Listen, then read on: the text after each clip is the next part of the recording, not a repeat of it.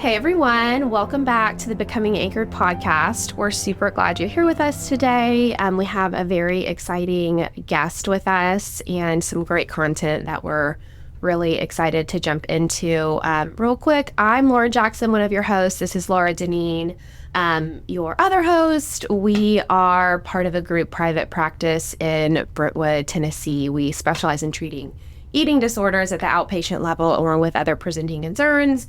And we see anyone through the lifespan. So we love what we do. We've loved getting to do this podcast with you all and getting to connect with you all in a different way. Quick disclaimer before we start, before we introduce our guest and jump into our topic. This podcast, this episode is meant for informational purposes only. This isn't supposed to be therapy for you. If, as you're listening, you find you might benefit from therapy, if you're local to us in Brentwood, Tennessee, reach out. We would love to connect with you. If you're not, find someone local to you who is a licensed therapist. So, Thanks, Lauren. We are so thrilled to have the lovely Amanda White today on the show. Lauren and I have both followed her for years now, and your content on Instagram is just so life-giving, and I've literally recommended your account to so many clients of the practice. So I just want you to know that. But yeah, before we dive into the specific content, if you're new to the show, the Becoming Anchored podcast is about two different things. So first and foremost, we talk about our lives as humans. On this show, Lauren and I both go through hard things. We also go through wonderful things that we're celebrating. And so we're just here to ride the waves of life with y'all. And then we also talk about the wonderful gift that we have of sitting with clients. We cherish this work. We love this work. And we just feel that it's such a blessing to sit with clients. So that's what we're about on this show. And without further ado, welcome, Amanda.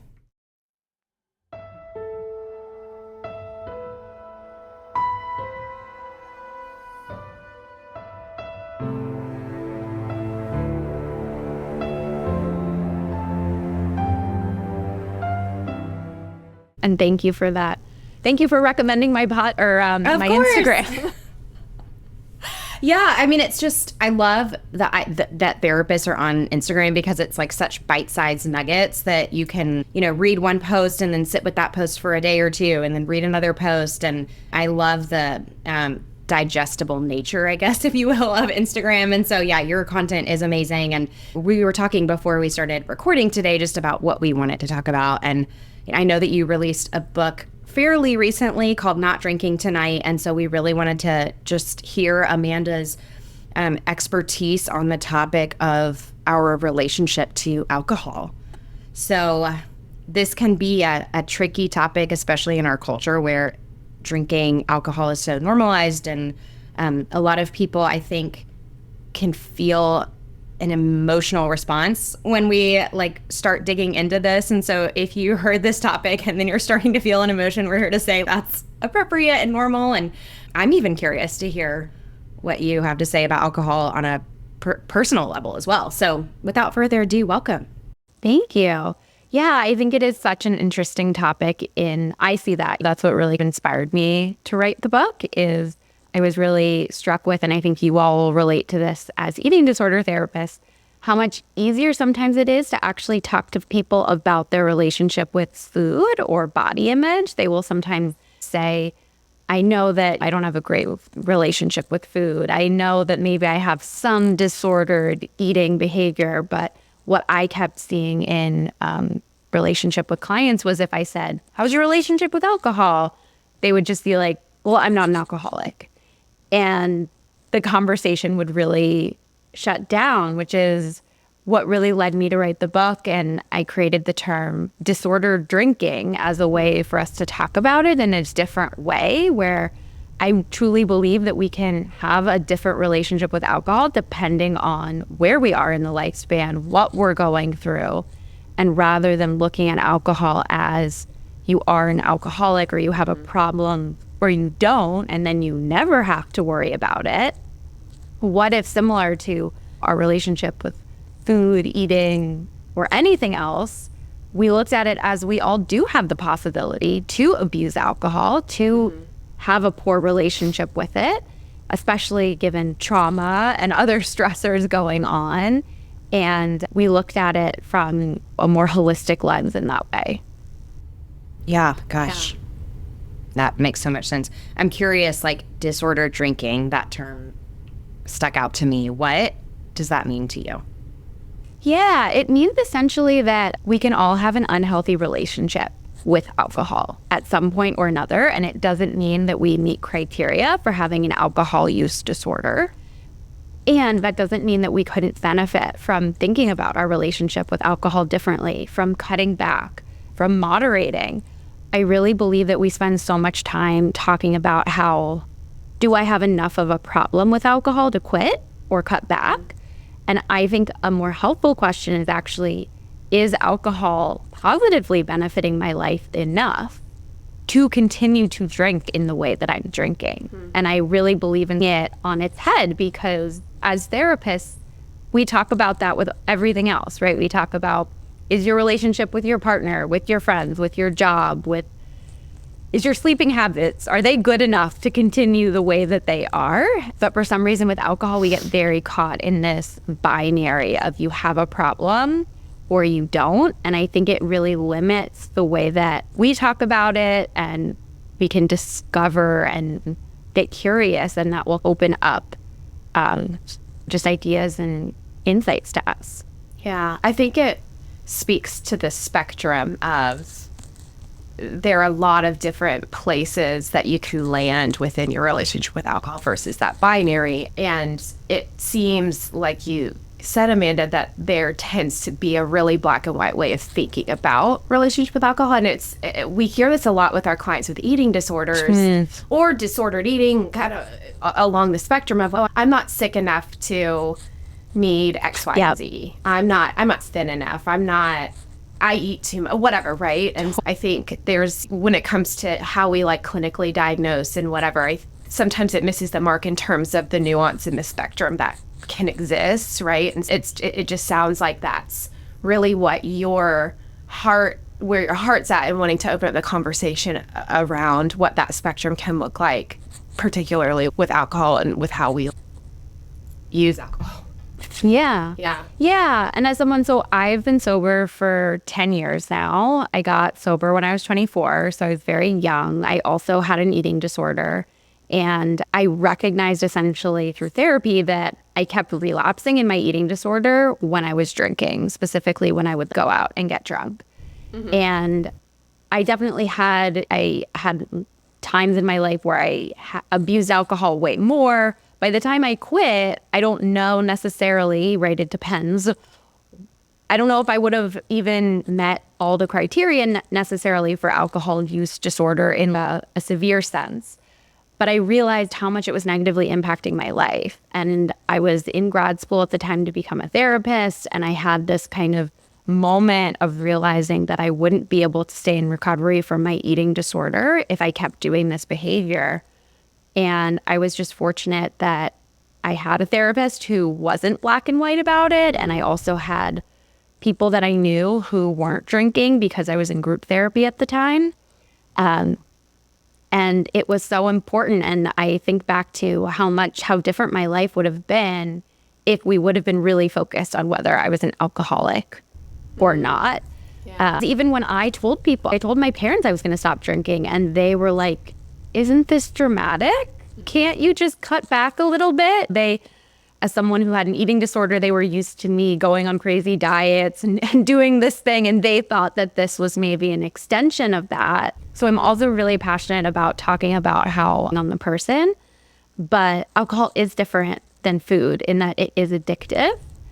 And it's really hard to have, I see sometimes online, I want to learn how to intuitively drink as I try to challenge that alcohol is very different than food.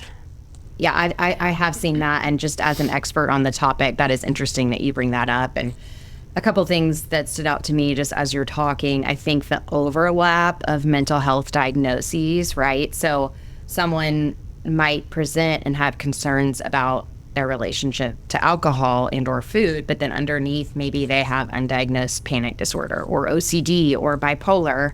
And so I think alcohol use oftentimes covers up, and we talk a lot about this in the practice, and I'm sure you do as well, because I think that we're pretty aligned in how we practice, but covers up that either the mental health diagnosis that's underneath or the pain or the emotional response that's there too.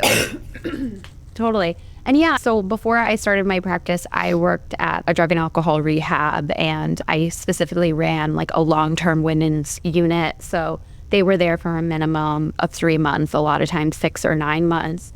And what was so fascinating about working there was by the time they came to see me, they had already had about 30 days sober. They'd gone through the rehab, and how many concerns of eating disorders and body image issues and food were underneath it all. And it was so sad to watch people relapse out of fear of gaining weight. These people who were, some of them heroin addicts, some of them their children were taken away, lives ruined in some senses, and they were doing well with being sober. But there was such a strong, sad saying in rehab that was, I would rather be skinny and high than fat and sober. And that really led me to, I'm really passionate about the overlap between substance use disorders and eating disorders. Yeah. Well, I think it speaks to the fat phobia in our society, the weight stigma, how weight-centric as a culture we tend to be. Yeah. Gosh. Well, I'm curious, what are red flags? You talk about this disordered relationship, and I think we're all on the same page, right? That there is more of a spectrum than the black and white that we tend to see in our clients or even in our culture. But what are some red flags that you might start to poke at in your sessions with clients, or start to challenge clients on in their alcohol use? Yeah, I think I look at how is it impacting life functioning on all the different levels, right? How is it impacting your relationship with a partner, with friends, with work, with physical health, with mental health? I think mental health, obviously, as a therapist, if they're coming to see me, if they have anxiety, eating disorder, depression, OCD, any of those things, like you said, alcohol can cover up some of those things. And sometimes people almost get stuck with alcohol because it is their primary coping skill. And if they were to stop drinking or cut back, it would expose and be very painful for that person to have to face the anxiety underlying, for example, that they're dealing with.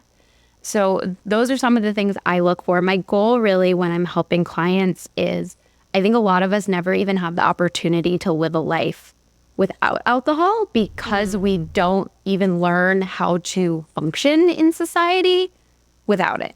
We don't learn how to go on dates sober because by the time we start going on dates, we're typically drinking in some way. A lot of us don't really even know how to make friends in an adult way, right? Obviously, when you're young and you're in school, it's a little bit different than making friends as an adult without alcohol. If our job is really tied in with alcohol, we may not know how to network or meet other people or do that part of our job without alcohol. So my whole goal through the book and in my work with clients is I want to give people, I think people assume, they say, oh, I have social anxiety, I could never do that. And the truth is they never give themselves the opportunity to learn. And these are skills that we can learn with practice. And we know, right, as clinicians, that avoidance makes anxiety worse. And giving people the opportunity to learn how to go on a date without drinking, make a friend without drinking, do some of these things, it can really positively impact people with their confidence. And then they have more power in choosing. If we don't know how to go on a date fundamentally without drinking, isn't a choice. It is something we have to do. Yeah. If we develop the skill, then we have more freedom. Yeah, I'm thinking about, as you're sharing this like choice piece, I was recently listening to another podcast. It's a light, funny podcast. Anyways, they were talking about this idea of wine moms. Have you heard of this? Okay, oh, yeah. So I had never heard of this. And I'm like, what in the world? And it's this like the cult of wine moms or whatever. And it's like I said, it's a kind of a lighter podcast anyways, but I'm like learning a lot because I'm like, I really have never heard of this, but it's similar to what you're speaking to, Amanda, just this idea of culture, society really tells us, and particularly I guess in this mini culture of wine moms, that you can't be a mom without drinking. You can't do it. You can't show up or handle or deal with the chaos of the little ones without your wine, without your champagne, without whatever it is, right? And I was like, this is so fascinating because, like I said, I had not necessarily heard of this phrase before, but I'm like, oh, yeah, I get it. I see that. I hear these things. Like I hear these particular phrases they use and whatnot. And then I'm thinking like, have I in some ways been susceptible to that type of culture as a mom of a young toddler? And there's like a lighthearted kind of, let's make this funny and sweet type thing that like covers the kind of almost like darkness of it underneath. And so anyways, because I'd listened to this podcast recently and I knew we were going to be talking to you, I was like, oh my gosh, I need to ask Amanda if she about this, if she's heard of this, which I'm sure she has. But anyway, so that was just fascinating to me. And then again, just speaks to, culture tells us that you can't do that. You can't go on a date. You can't whatever without getting a drink. Like, man. Absolutely. The wine mom stuff is concerning for sure. And I also have a young toddler, and it's a whole different level. And I think that it makes my whole thing that I go back to with wine moms too is, instead of fixing the fundamental issue, right, is that especially do not have the support that they need to be able to parent effectively in this culture. Instead, we are selling them the solution is alcohol. It is so sad to me because it covers up what actually needs to be done, which is making, having parental leave, having childcare, being more affordable for parents. I mean, it's on my mind because the Surgeon General just came out yesterday talking about how parental stress is a public health issue. And I think about the moms who are the default parents who are doing everything at the end of the day and are drinking to cope.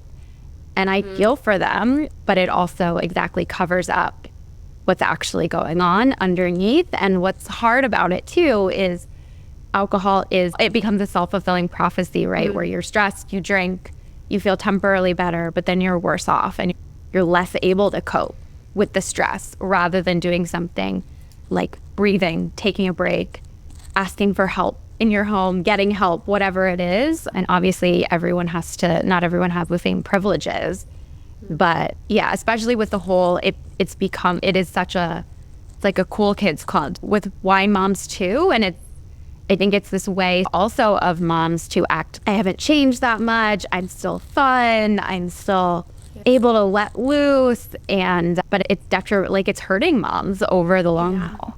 And I think a lot of times people don't know how to respond, and we see this whether it's like body image or alcohol use, right? Because they don't know what to say, or they don't necessarily have experience with somebody setting a boundary with them, right? So if you are someone who's sober and you're at a party or a gathering, get together with other moms, and you're like, hey, I actually don't want any wine, there's a risk there that you might be, God forbid, like ridiculed or mocked or poked fun at, and that doesn't feel good, right? To be the one that is ostracized, so to speak.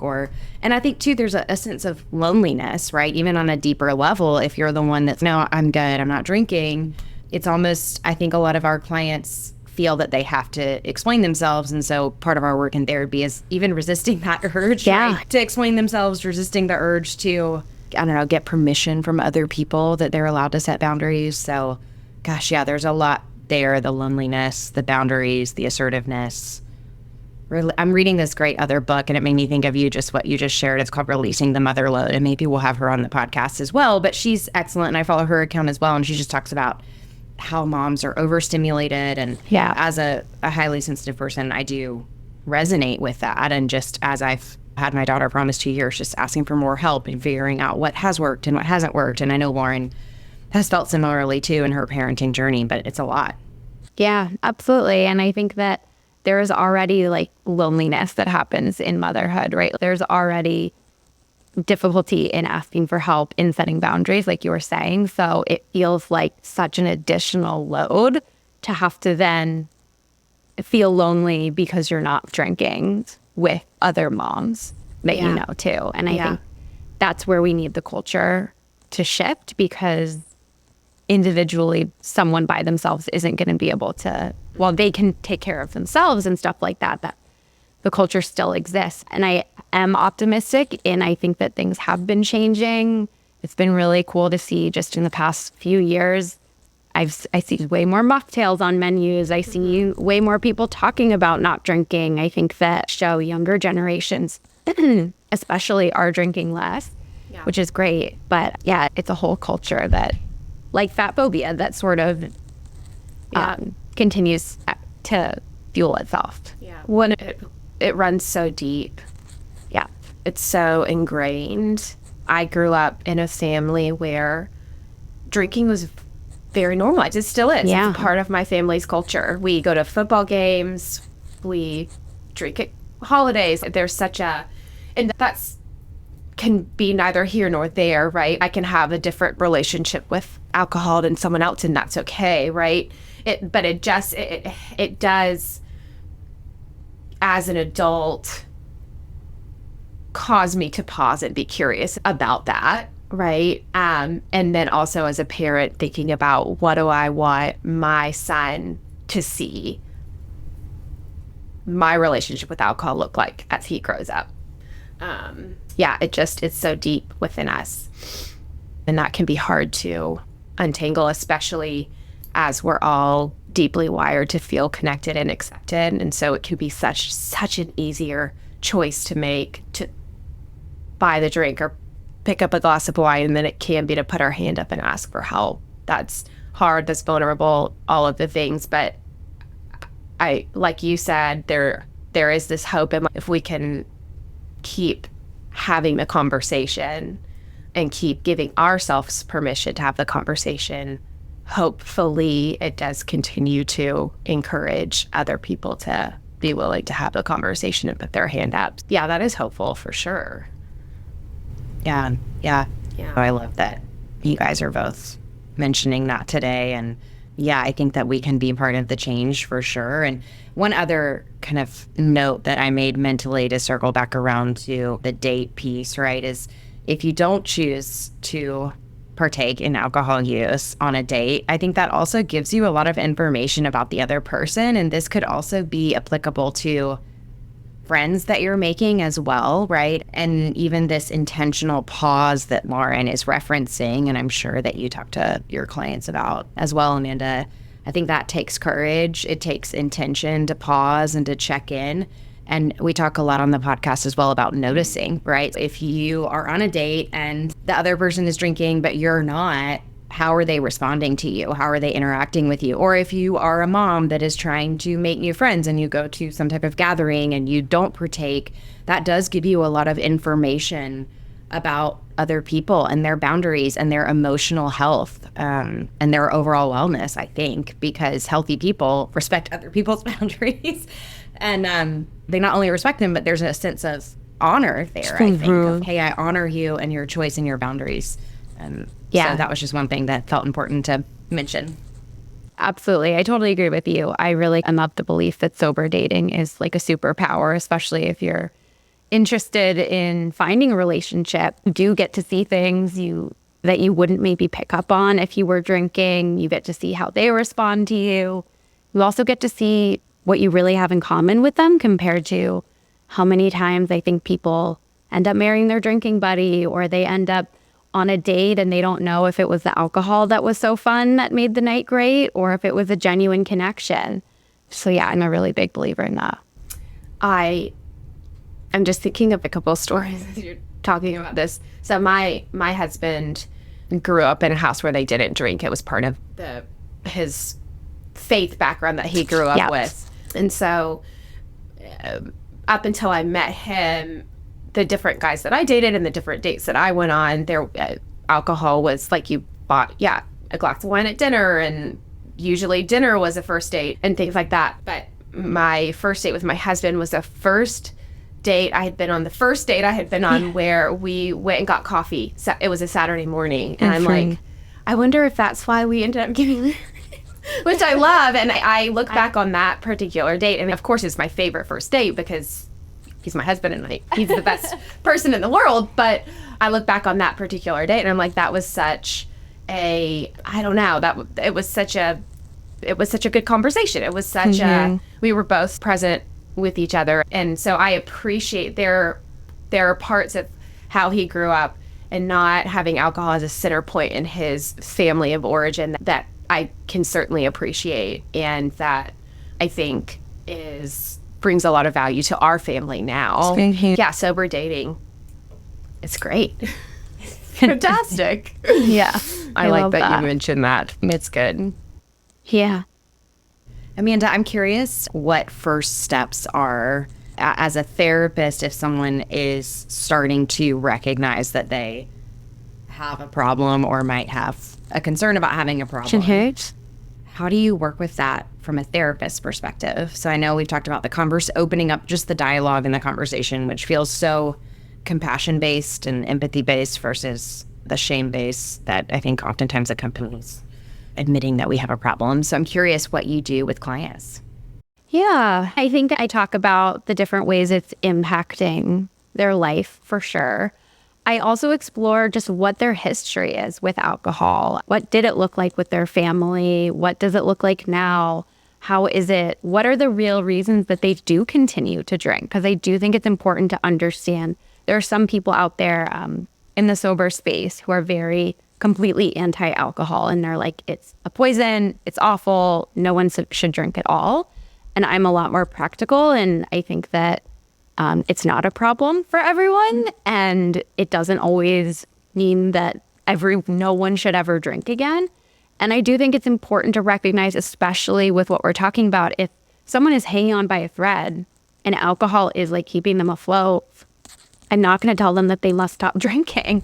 Like, we got to work on building coping skills, maybe thinking about their environment, all these other things first. So I'm really interested with clients in what role alcohol is playing in their life.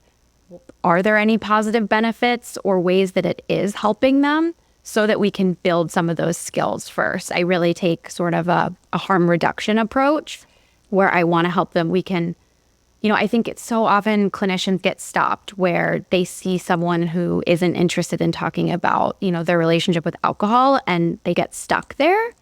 And I'm a really big believer in, okay, maybe they're not interested in changing right now, but what other ways can we help improve their life? Or what skills can we teach them so that if and when they are ready to reduce their intake, they will be able to do it more easily. And through my book, I talk about reparenting as this concept of, if we stop drinking, we're going to need to learn how to cultivate mindfulness, emotional regulation, set boundaries, and practice self-care. And we can start working on those before someone even changes their relationship with alcohol.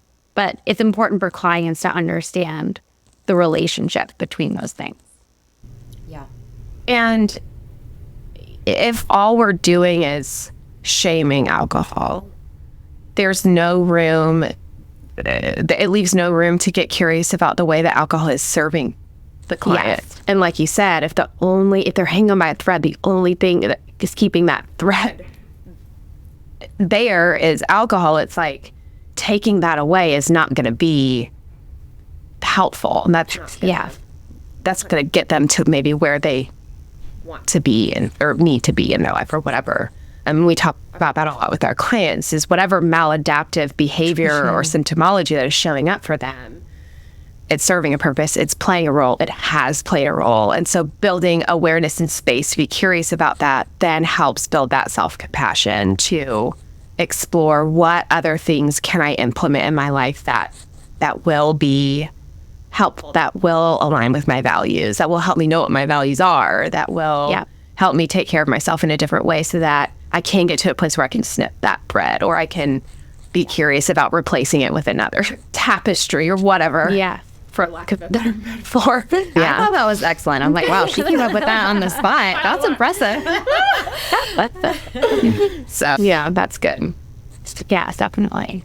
Yeah, I think a lot of people, at least that I work with, and even friends of mine, I'm thinking about a dear friend who's one of her parents is an alcoholic and he hasn't yet gotten support. But it is interesting because I think that we are making positive shifts versus living so much in the black and white, right? And I'm not saying that I don't think that people should be sober, right? I do think that is helpful for some individuals. And I think sometimes individuals feel that there is this dichotomous, like you either drink or you don't, like you talked about. So this is a full circle moment from the beginning of the show, right? And I think we're doing a better job as therapists too of baby stepping and doing the motivational interviewing and getting curious and all the things.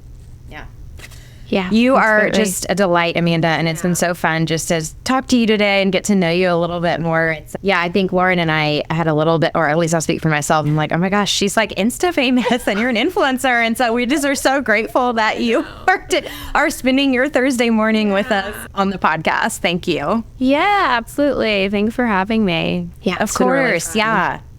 So fun. Well, yeah, tell us a little bit more about what you're working on right now, how listeners can find you, about yourself, I know you have many therapists in many different states. So yeah, we'd love to hear just a little bit more about you. Yeah, absolutely. I have a practice. It's called Therapy for Women Center. We're based in Philadelphia, if anyone's local to the Philly area. But we also have therapists, if you're interested in online therapy, we have therapists licensed in 42 states across the country. So if you're not in Tennessee or Philadelphia, we might be able to help you. We specialize in eating disorder, substance use, really any women's issue, things, all of that. And if you're interested in my book, it's called Not Drinking Tonight. It's available on Amazon. And there's also actually a workbook specifically for clinicians, also called Not Drinking Tonight.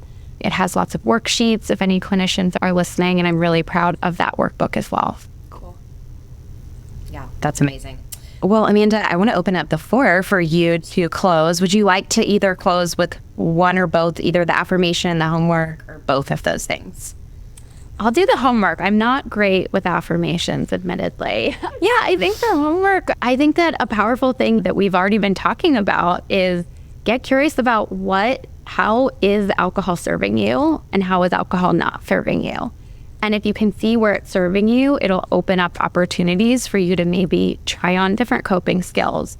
Even sometimes if you're not gonna, let's say you're a mom and wine is something that you're relying on at the end of the day to wind down. Can you pause? Can you do a coping skills before you pick up the glass of wine? Can you drink a mocktail first? And then if you still need the wine, have another glass? Just the power of that pause, the power of still practicing a coping skill is going to be a really big shift that can maybe slowly over time change your relationship with alcohol and make it a little less important to need that in your life. So beautiful. Lauren, do you want to close with an affirmation or you want me to?